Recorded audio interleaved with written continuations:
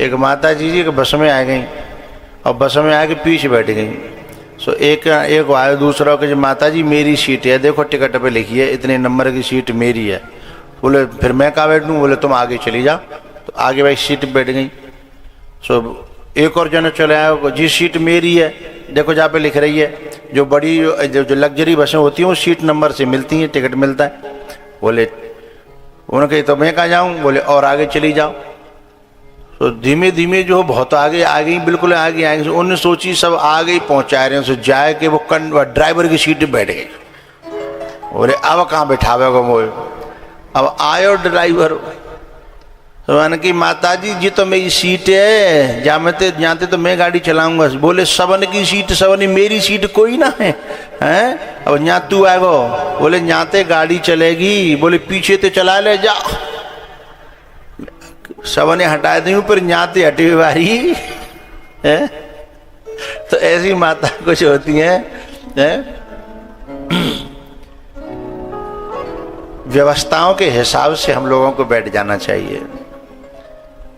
हरे कृष्णा हरे कृष्णा कृष्णा कृष्णा हरे हरे।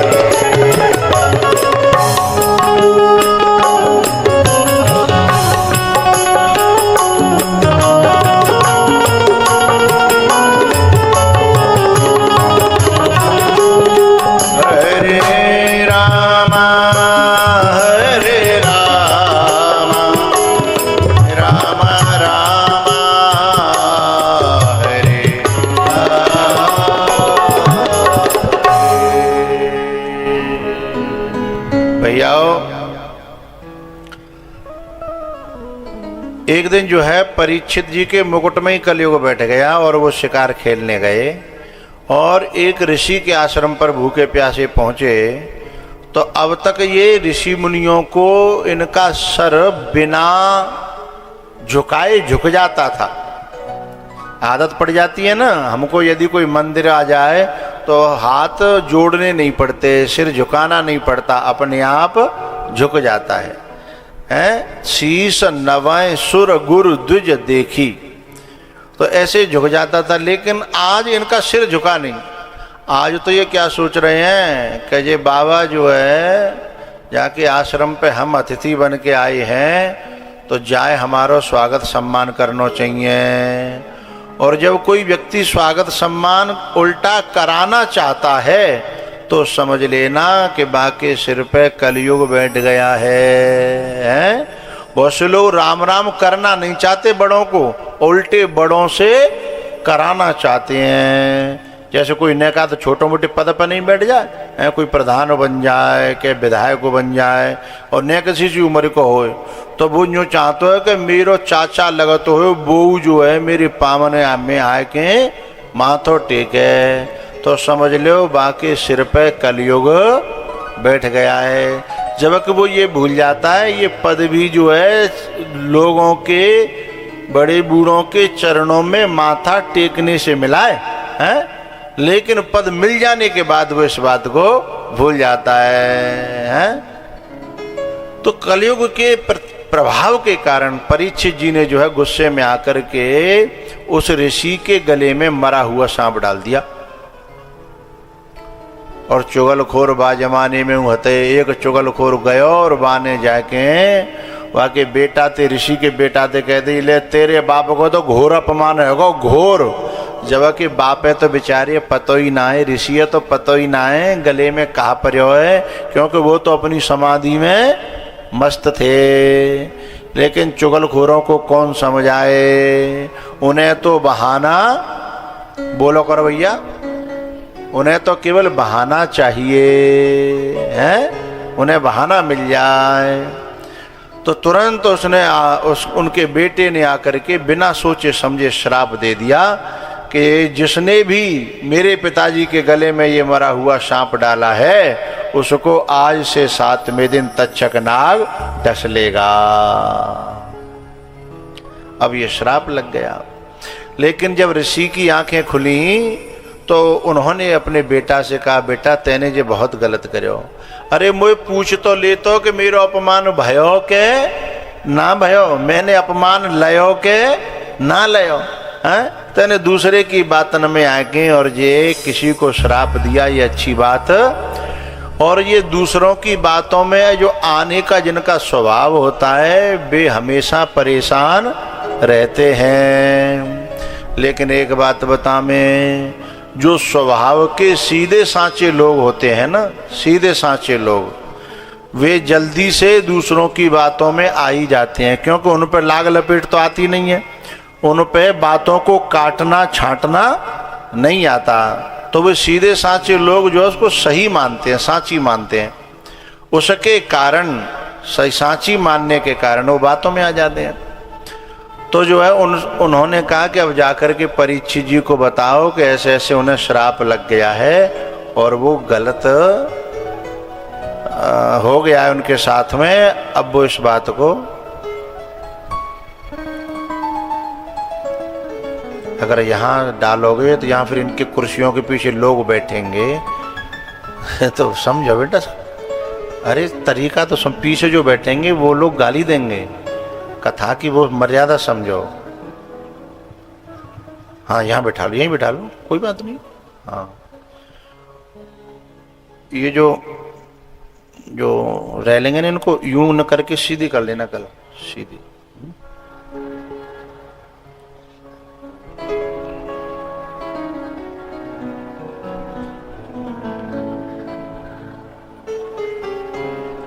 सुनो, तुम्हें एक नियम और नहीं पता, यहाँ के बीच में होके आगे अगाई नहीं काटनी कार्यकर्ताओं को। ये कई बार इधर से ये चले गए, इधर से ये आ जाए ना। इधर वालों को चुपचाप इधर बैठाना है और इधर वालों को चुपचाप इधर बैठाना है। और कार्यकर्ताओं को भी कोई काम पड़े, बहुत ज़्यादा जरूरी हो तो निकलना है, नहीं तो निकलना नहीं है ना। अभी माता जी को बैठाओ ना, कुछ वही है।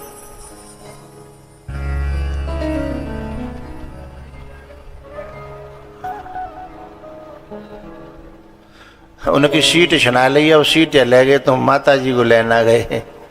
अब वो देख रही है कि सीट में गई कहाँ। हाँ ये कार्यकर्ता वैसे हैं लापरवाह हैं थोड़े।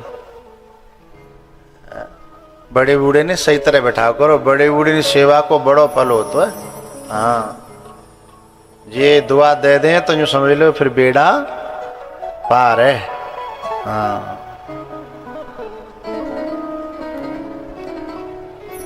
परीक्षित जी महाराज को सूचना मिली कि मुझे श्राप लग गया है। तो ये जो सूचना परीक्षित जी को मिली है ना कि आज से 7वें दिन मरना है, ये सूचना कंस को भी मिली थी कि तेरा काल ब्रज में पैदा हो गया है। उस योग माया ने कंस को ये बताया था कि तेरा काल पैदा हो गया है। तो परीक्षित को भी एक तरह से सूचना मिली और कंस को भी सूचना मिली। लेकिन सही बात यह है कि बचने का प्रयत्न करता है कंस, लेकिन दुनिया का भरोसा लेकर के है। और परीक्षित जी महाराज दुनिया में ठोकर मार के भगवान का भरोसा लेकर के और संतों की शरण में चले जाते हैं। दोनों में इतना अंतर है। इसलिए कंस को कोई बचा नहीं पाया, क्योंकि वो मरण धर्मा लोगों की शरण में गया। और ये परीक्षित जी महाराज मुक्त महापुरुष, मुक्ति देने वाले महापुरुषों की शरण में चले गए हैं। इन्होंने जाकर के गंगा जी के किनारे बरगद के पेड़ के नीचे आसन लगा दिया। और पता है ये किसी को बुलाने नहीं गए, अपने आप संत महात्मा और जन कहाँ से ऋषि मुनि यति योगी सन्यासी और भीड़ लग गई। क्योंकि जिस व्यक्ति ने अपने जीवन में केवल औलाद के लिए कमाया है और फिर वो समाज से मदद मांगे तो समाज का ही मदद करेगा भाई। तुम औलाद के लिए मरे अब औलाद से पूछो, लेकिन जाने पहले ते ही परोपकार करो है, दुनिया की सेवा करी है, संतन की सेवा करी है, भाई बुलावे की जरूरत नहीं है। वो जहां बैठ जाओ वहां संतों का भक्तों का मेला लग जाएगा साहब है। तो परीक्षित जी महाराज ने पहले से ही संतन की सेवा करी है, भक्तों की सेवा करी, दीन दुखियों की सेवा करी। तो जैसे ही उन पे विपत्ति आई है, संतों का मेला लग गया। चारों तरफ से संत महात्मा बड़े बड़े, अरे साहब व्यास जी महाराज और उनके पिताजी पराशर जी और सब बड़े बड़े ऋषि मुनि महात्मा। लेकिन समस्या थोड़ी जटिल थी, श्राप लग गया था, तो कैसे बात बने। तो फिर जो है लास्ट में सुखदेव जी महाराज वहां पधारते हैं। तत्रा भवत भगवान व्यासपुत्रो यदृक्षया कामटमानो नपेक्षः अलक्षलिंगो निजलावतुष्टो वृतश्च बालै अवधूतवेषः वृतश्च बालै अवधूतवेषः।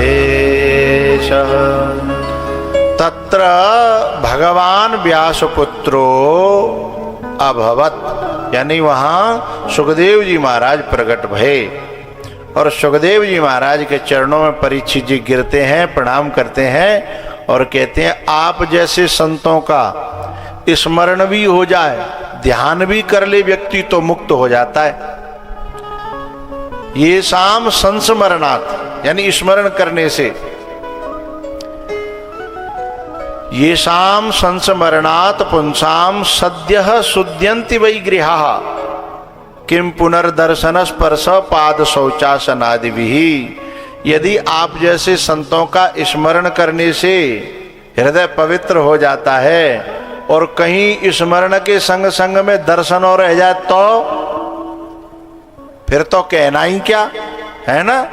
अच्छा, और जिन घरों में संतों का स्मरण भी होता हो और फिर उनका दर्शन हो जाए और फिर कहूं उनके मुख से कुछ सुनने को मिल जाए, फिर तो कहना ही क्या है।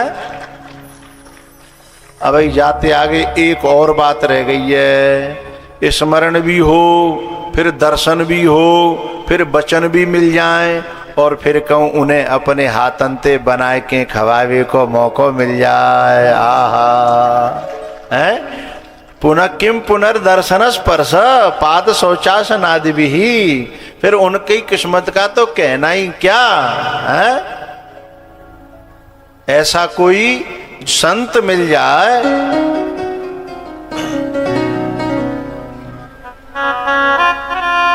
ओ मेरी बिगड़ी बात बनाए,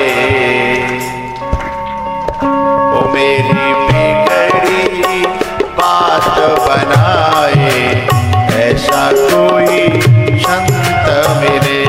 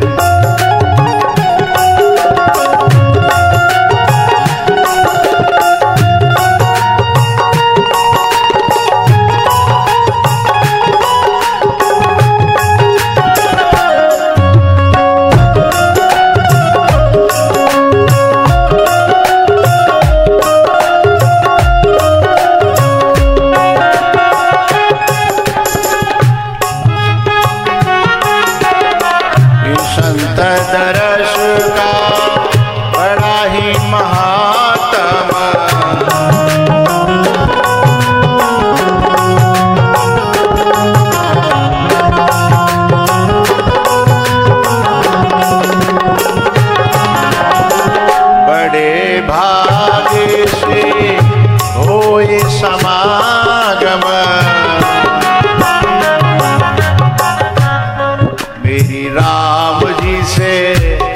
मेरी राम जी से लगन लगाए। ऐसा कोई संत मिले,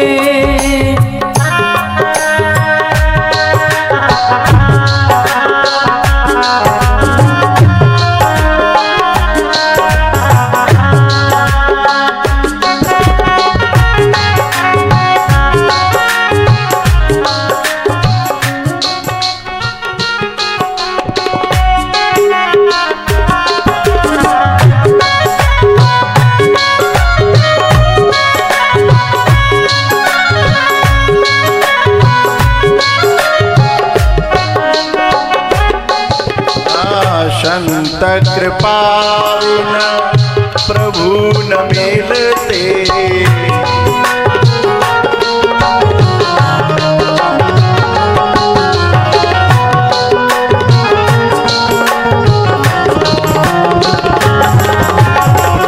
पाप सभी दर्शन से धुलते।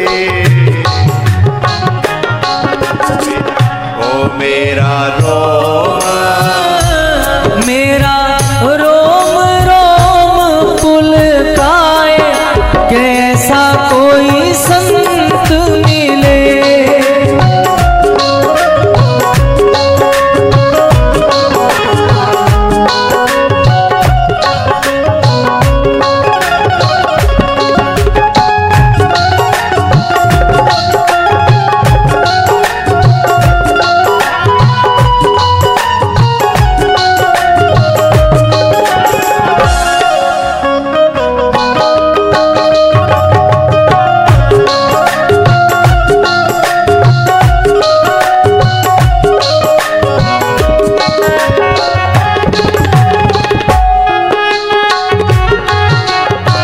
भटक रहा हूँ कब से जग में।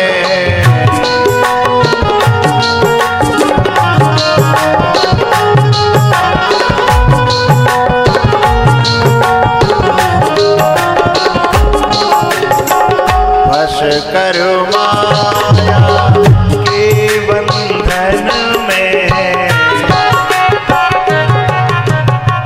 ओ मेरा मेरा आवागमन छुड़ाए। कैसा कोई संत मिले,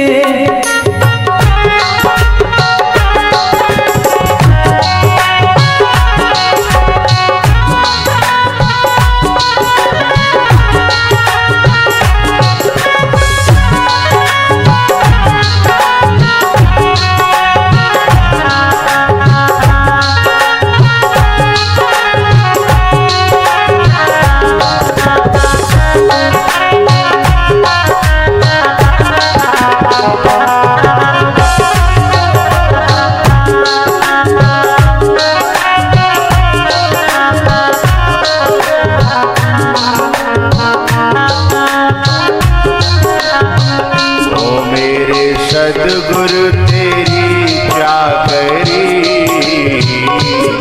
मेरे सद्गुरु तेरी नौकरी। सबसे बढ़िया है सबसे खरी।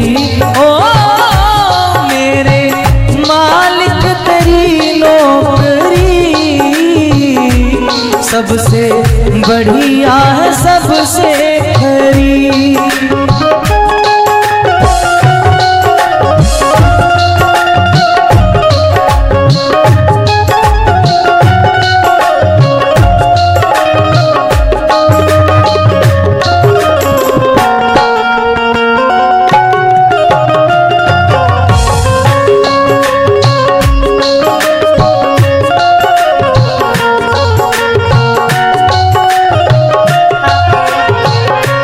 जब से तेरा गुलाम हो गया, तब से मेरा भी नाम हो गया।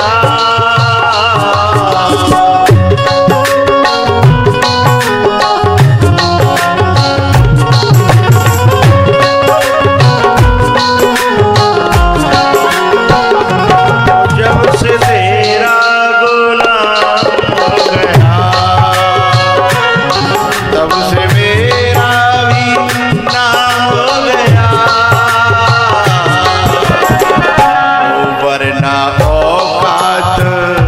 ओ वरना औकात क्या थी मेरी।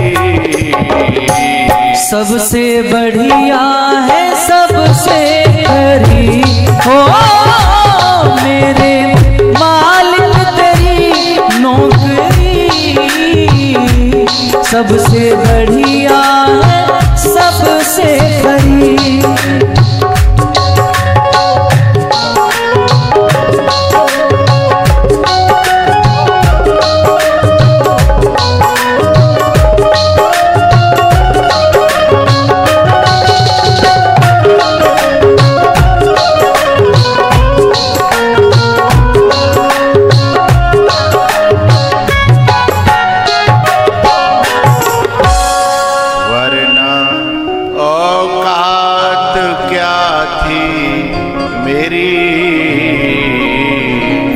सबसे बढ़िया है सबसे खरी।